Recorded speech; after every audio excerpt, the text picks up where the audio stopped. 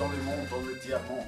Parce que tous les pays comme la Turquie, le Brésil, dépendent de ce taux d'intérêt très bas. Alors, on va voir, peut-être l'Europe sera le point où ça éclate. Ça va éclater. C'est bien possible, mais c'est un peu de spéculation, parce qu'on ne sait pas. Il faut être préparé, et ce qu'on fait est la préparation. C'est le premier point.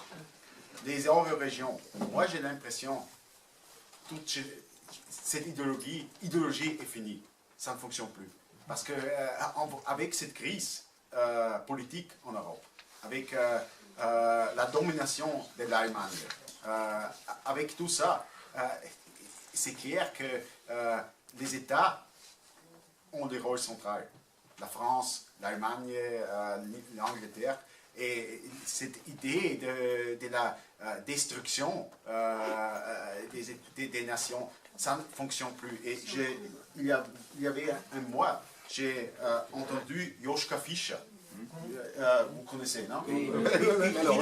Il était un des personnes qui a développé cette idéologie. Non, il n'y a pas plus de nations.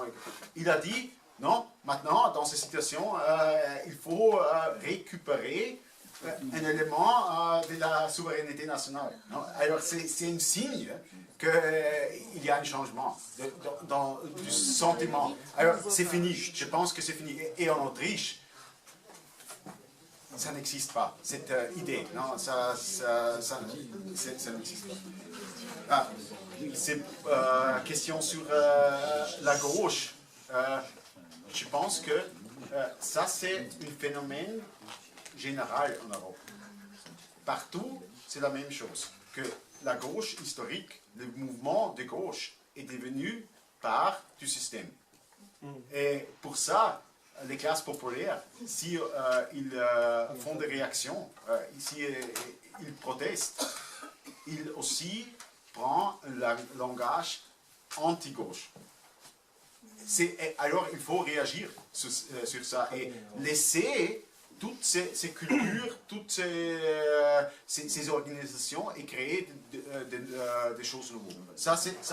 Et je pense que vous aussi, vous cherchez à faire ça. Et il ne faut pas faire des erreurs parce qu'il y a cette accusation rouge-brun.